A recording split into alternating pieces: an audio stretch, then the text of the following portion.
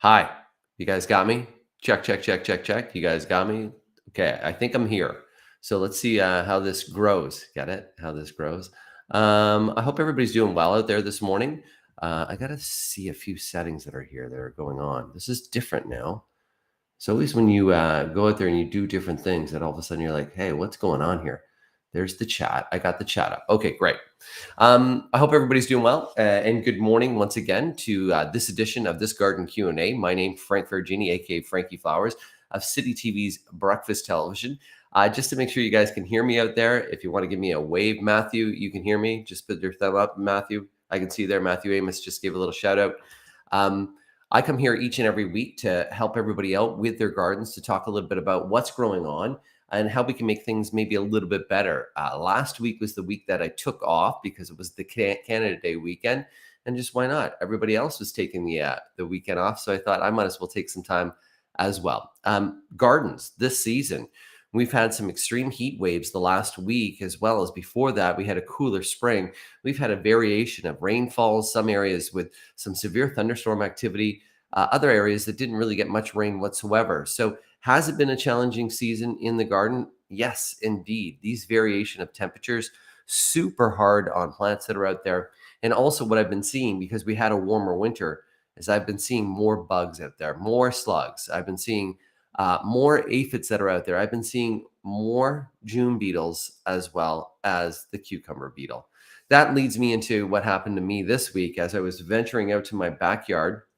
In my backyard, I have a whole bunch of troughs that are planted and containers that are planted with vegetables. Some of the vegetables that I'm growing this year are a variation of different varieties of tomato plants. I am growing some zucchini, a bunch of different lettuces that are back there, some eggplants, some strawberries, as well as some cucumbers. What else do I got? All whole selection of different herbs that are going on back there. But this time, when I was walking through, and I find this very important for people to take the time to walk through your garden. As I'm walking through, I'm like, my cucumber plants, let's see how the fruit's looking. So I went to go look at the flowers. On the flowers, I saw these guys. Let me share the screen with you as well. Where are we here? We're going to go boom, boom, boom, boom. And we're going to go boom. And we're going to show you this screen right here. So what I saw was these guys. And what these guys are, that yellow kind of bug with the black stripes, is what's known as a cucumber beetle. And that's a lot of them were doing this. Let me just show you. A lot of them were doing that. Yeah, a lot of them were out there making other beetles. And I was like, not in my garden, not in Frankie Flowers' garden can I have that kind of bug pornography going on in my garden. So what do? Boom, turn over, and I go right to this product that's right here, which is the best product if you have any issues with beetles. It's called Beetle Begone, and it's Beetle Begone Max. This will take everything from those cucumber beetles to potato bugs, as well as to June beetles, Japanese beetles. Pretty much, if it has a harder shell, this guy will take care of it. Even the red lily beetle, these guys will take care of it. And there's the Asiatic beetles, as you can see, the Oriental beetles that it'll take care of, rose chafers as well. The key about this Beetle Begone and about beetles is that the issue with taking care of beetles a lot of the times is that harder shell, an insecticidal soap won't just work. So you need something a little different. And this product that's come on the market here, Beetle Begone, is exactly that product. As well, if you want to get rid of some of the larvae of Japanese beetles, what you can do is you can also use the Grub Begone Max as well. So that's another product that will take care of a lot of grubs that are out there in your garden. So that's just a couple things that were growing on in my garden. So we ended that. We took care of that pornography that was going on in the garden, and away we went. Arlene, I love zucchini flowers. I do too. They're really great. A zucchini flower is something that you can take and you can actually select them, harvest them. And then what you can do with that zucchini flower is you can stuff it with a ricotta cheese. You can also dip that, then you stuff it with the ricotta cheese. You then just kind of twist the flower. And then with that flour, you dip it into a little bit of some milk, an egg, and then right over into a little bit of breadcrumbs, and then fry it in oil. That zucchini flower is beautiful. Question is that you were having was, when is the time to harvest them? As soon as that flower actually starts to open, it starts to get a little bit, it's just appearing to open. That's when it's sizable enough that you can use it as a ricotta flower and use it to stuff or just even fry those flowers themselves or however you're preparing the flowers. They're really good.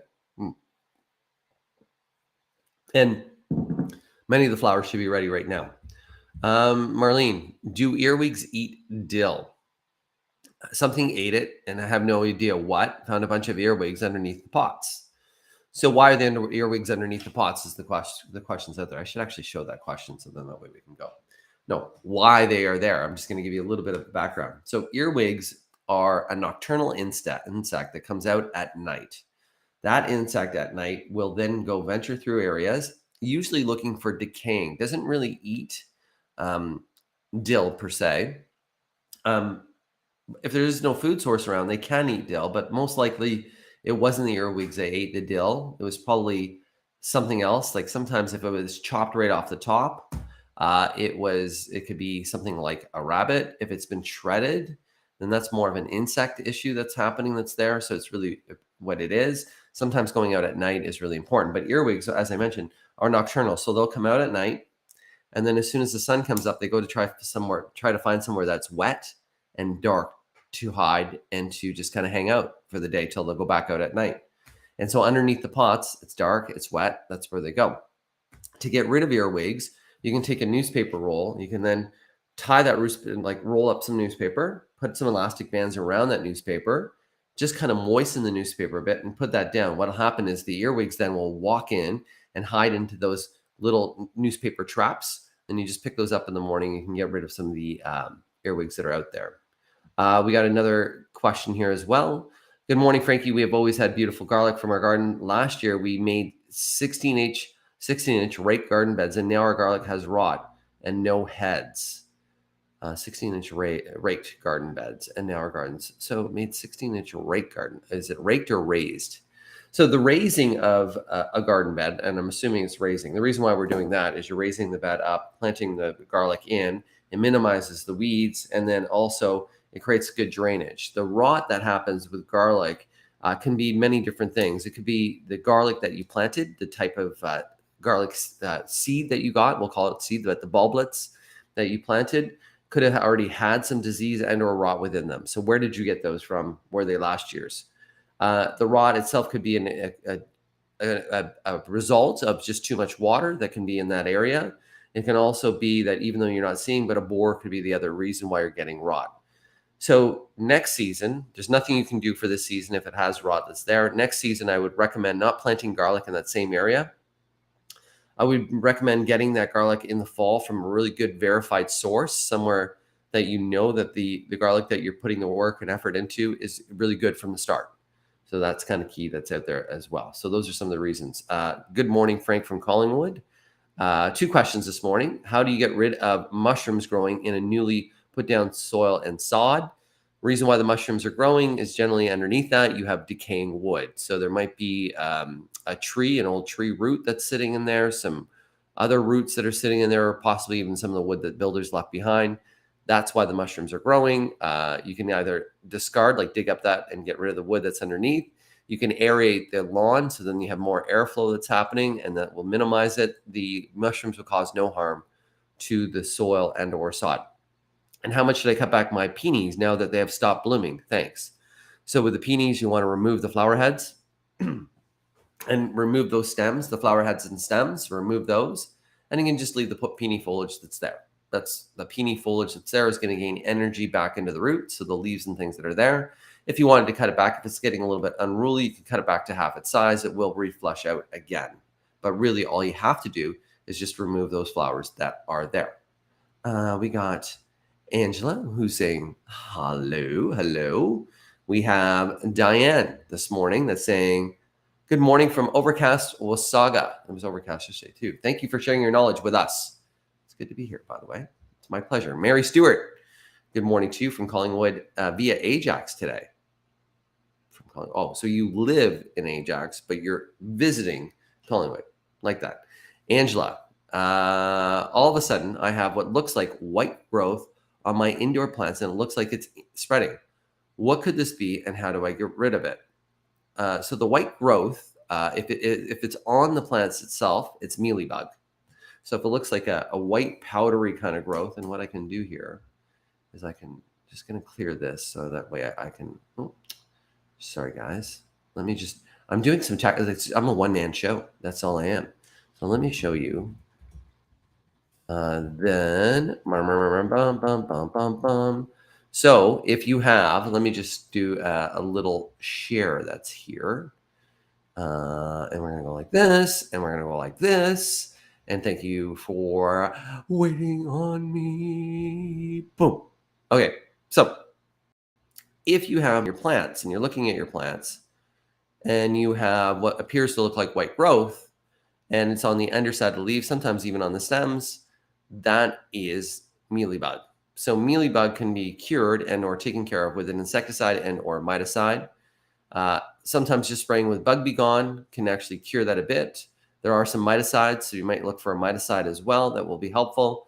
Even taking those plants and putting them in shade outdoors and washing them down. So you take your hose and just give them a really good high pressure spray that can actually really help. And then spraying Bug Be Gone thereafter can help out. If that white that you're seeing is in the soil, that white that you're seeing in the soil could just be a result of the type of water that you have in your home. Sometimes the best way for indoor plants is to fill a watering can filled with water. Just let it sit and stand. By letting it sit and stand, that water will then go to room temperature, which plants really enjoy. And then some of the impurities in the water will evaporate out, and you'll actually have better water to water with. Of course, other water that you can water with is after you're done boiling potatoes, after you're done boiling pasta. The water that you've used in those, you can save it. That starchy water is actually fertilizer and really good for a lot of the different plants that are out there as well. So Valerie said raised. So there you go, Valerie. So once again, it could be due to the raised beds, it should have better drainage that's there. I would say that it's probably bad seed garlic from the start that you got. So there's no cure that you can do right now. And I know that's really sad. But for next season, I wouldn't plant in the same area because that disease that's sat in there that maybe is causing the rot is basically I would just give it one season, not with garlic, so that we're doing crop rotation. Crop rotation is really important, specifically when you have diseases in some gardens that are out there. So there you go. So I hope this is from Elena. I hope you received my email about Japanese maple. I haven't been on email the last couple of days. Leaves are curling and falling off. Any ideas? So Japanese maple can get what's called sun scorch. And sun scorch on Japanese maple, I can show you this as well. Let me just type this in. Maple sun scorch. So basically it's sunburn. And it happens during hot, really periods of weather where the Japanese maple does not enjoy it. I can actually show you what it looks like as well. I'm just going to go right here. And then I'm going to share the screen for you guys.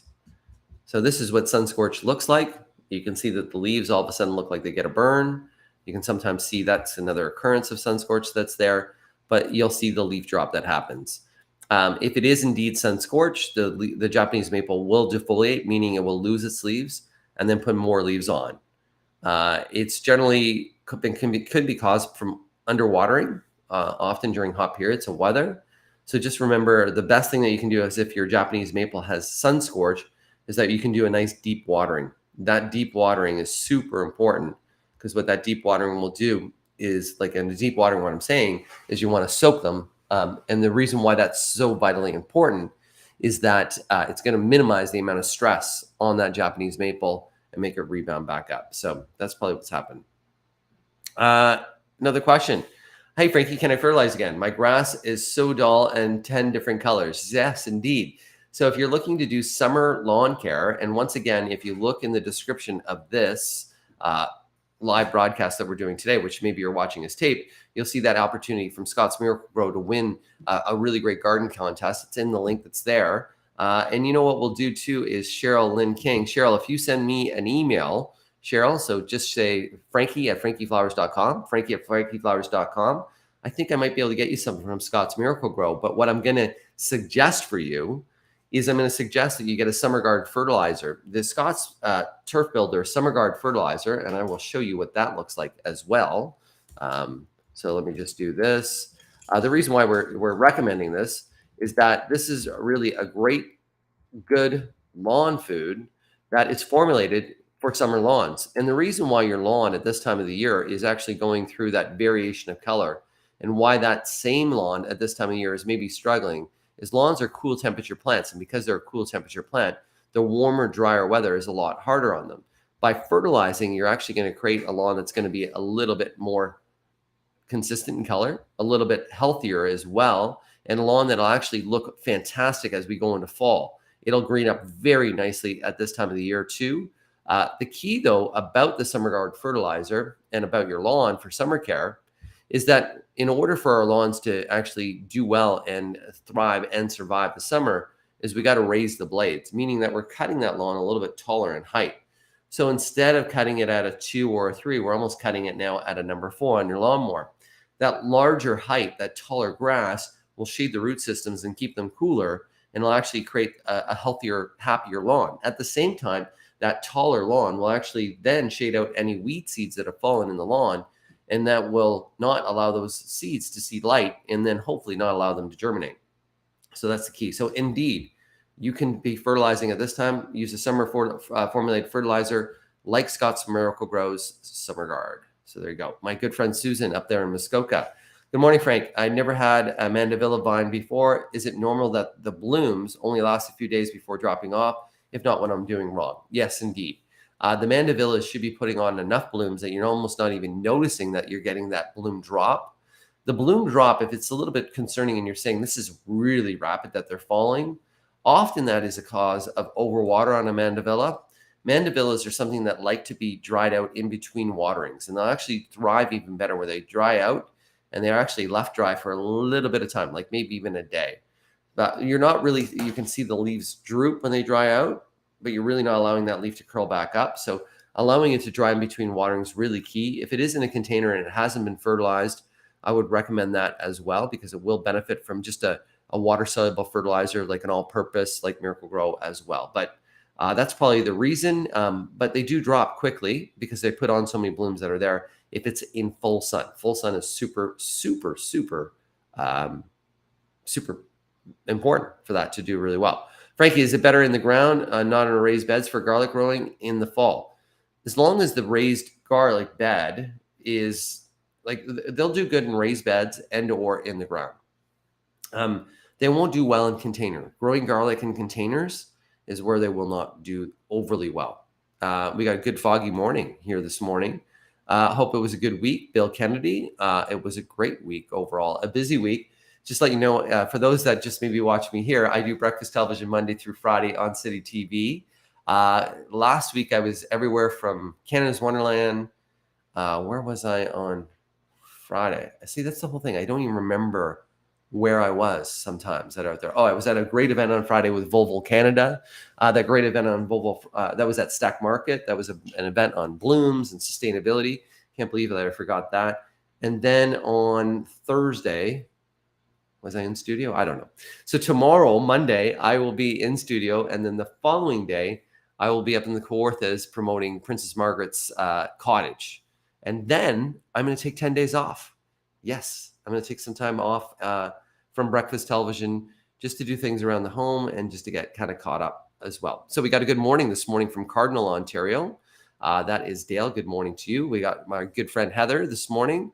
My neighbor of mine has a small climbing rose that has white fungus. We have tried the milk water concoction, but it won't go away. What can we use next? Just use a fungicide. So if you go to your garden center and or if you go to, it's definitely powdery mildew. If you go any home do it store, so a Home Depot, Lowe's, Canadian Tire, anything like that, those will all do those. You'll all find that fungicide.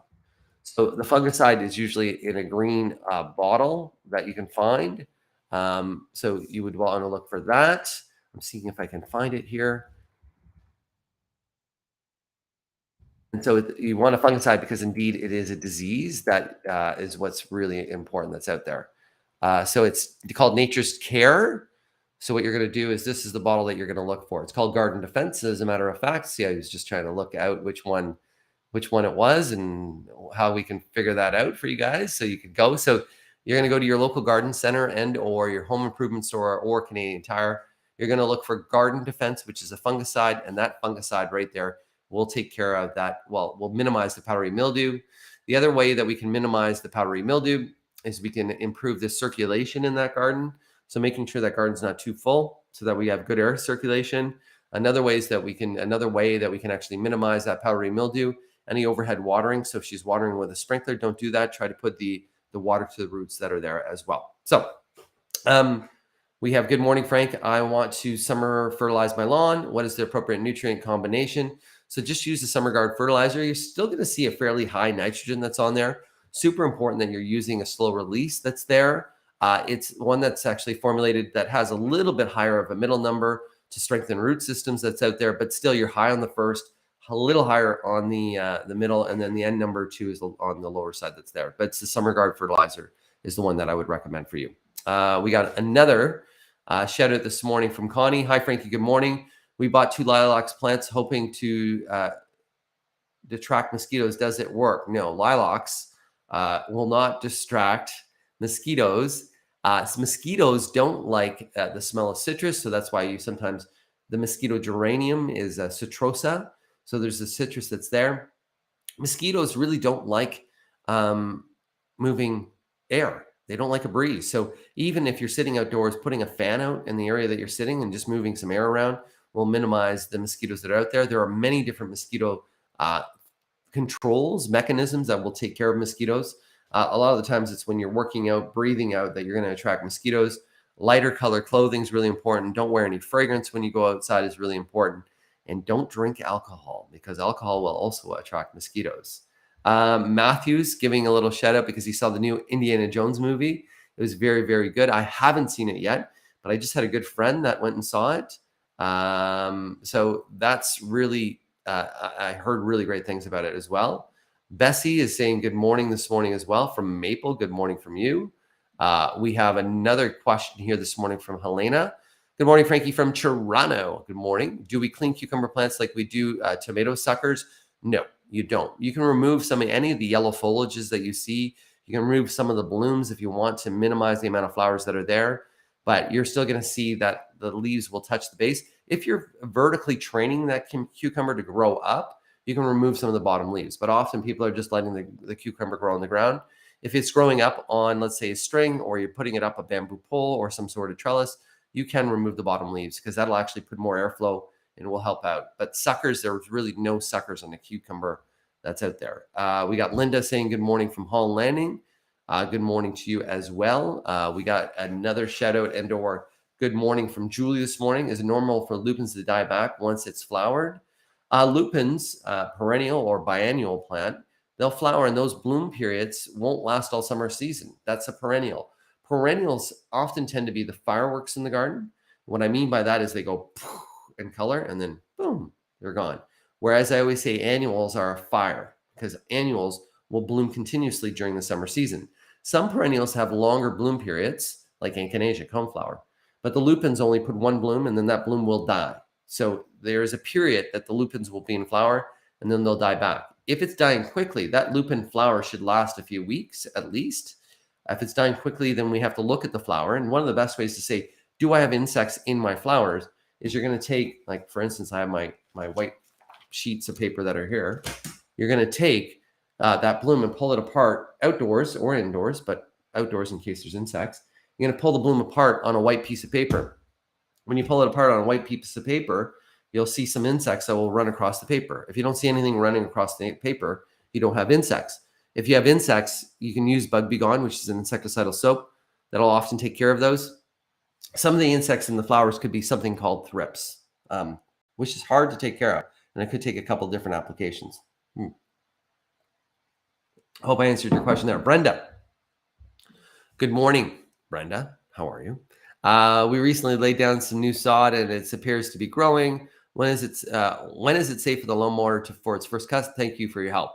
When you go to the sod and you go to try to lift the sod, and if you go to lift it and it's rooted, it actually doesn't come up, then you can cut the lawn. No problem whatsoever. Just make sure that when you're cutting the lawn, because often you're pounding water on the sod, that you allow that area to dry a bit so it's firm underfoot so that when you're going to cut, you're not actually going down in this real wet area. But once it roots and you start to see it grow And if it is growing, it's probably fairly rooted. It probably takes 7 to 10 days for it to start to root, and then you can cut, but don't cut it when it's wet.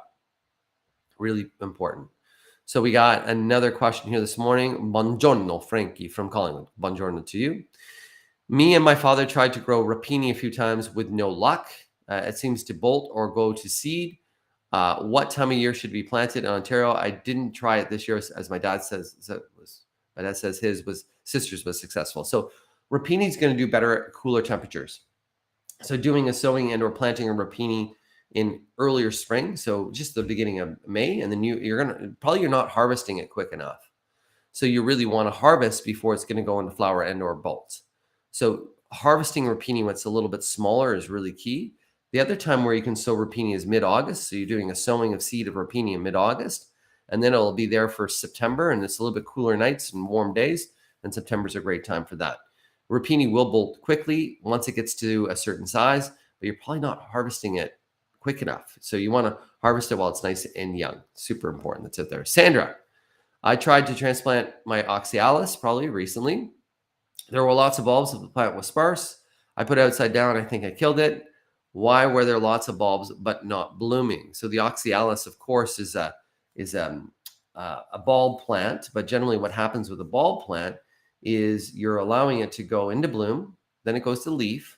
Those leaves die back, which is maybe what's happening right now. It goes through a period of dormancy for a few weeks. So just take the bulbs out of the soil, let them dry, and just put them in maybe a fruit cellar somewhere that's cool and or dark for about a month, and then replant them, and they should grow. So it needs to go through a period of dormancy in order for it to bloom. That's why there's lots of bulbs but no blooms, because it just hasn't gone through its periods of dormancy yet. We got Beverly here this morning. Beverly, my tomato plants seem to be taking too long to grow. I planted them in early June. Should I have used Miracle-Gro growing my raised garden bed? So if the soil quality in that bed is one that doesn't have nutrients, then that could be one reason. Tomatoes need sunlight. So 6 hours of direct afternoon sun, vitally important for them to grow. We've had lots of heat. So the only reason why they could not be growing is maybe the soil as well is compacted. So what kind of soil, quality of soil that you have is the first thing. Fertilizing is really important. If you want an easy fertilizer, you can just see my last video that I did on tomatoes, where you can use the shake and feed, which is Miracle-Gro's shake and feed for tomatoes and vegetable plants. It's the one with the red top.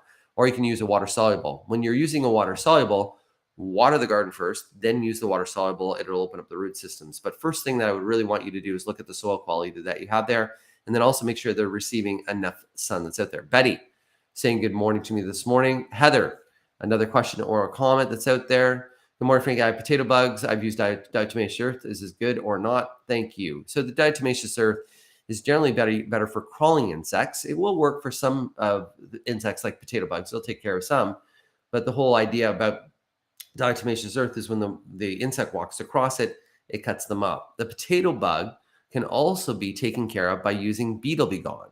So once again, Beetle Be Gone, which is Scott's Beetle Be Gone, take a look at it, and it's an effective control for potato bugs. Pick and squish is another way that you can do them. You can even just vacuum them with a shop vac off your plants, and those are all ways that you can work for them, work against them, get rid of them. Sue McKay, good morning from St. Mary's, Ontario, beautiful community. Any tricks to splitting or starting lupins? So lupins, mostly they're dropping their seeds. So those flower heads that are there that you see on the lupins, you can collect some of them after they're done blooming, and that's going to be filled with seed heads that are there. Then what you do is you just shake those seed heads across the area where you want lupins to grow. You do that at this time of the year. You'll actually get them to germinate. They'll start growing for next season. Nice that that's there. And that's probably the best way, because lupins are a biannual, and leaving those seed heads are super important and allowing those seeds to drop, really important. That's why you find that lupins tend not to do well in mulch beds, because the seeds actually can't fall and then go into the soil. So that's really important. That's there for you as well. Good morning from overcast Bowmanville this morning. Good morning to you as well. This is the best thing that I love. So we got Connie replying to Beverly. I also live in Markham too. My tomato plants is taking too long to grow. So I would love to see pictures, guys. So this is something that Connie and both Beverly are saying. Please take a picture of your tomato plants. Take a close-up of the leaves of the tomato plants. Take a wide shot of where they're planted. email me, frankie@frankieflowers.com. So that way I can take a look at those as well. So we're going to do one more question. And this one goes out to this morning to Miriam. Frankie, my fuchsia buds are falling off before blooming. What should I do? Please help. If that's what's happening, there's probably an insect inside the bloom themselves, especially with fuchsias. Um, Treating with bug be gone can help, but you may have to do a few different treatments that are out there. And then also right now with some of the flower buds that are on the fuchsia, just give it a little trim. Just cut it all back, and then cut it all back, give it a spraying, and then that new growth should be free of insects that are there. So for all those that join me today, I want to say thank you very much. If you have any questions at any time, you can always go to frankieflowers.com. That's my website. The newsletter will be coming out at the end of this week once again. And I just want to give everybody a big kiss to all, and have a blooming good week overall. It was great to be here on this garden Q&A that we do each and every week, and have a fantastic Sunday. We'll see you next Sunday at the same time between 8 and 8:30. Over and out. A reminder, rainy days, they're the days that gardeners can get housework done. Yeah, that's what I do on a rainy day.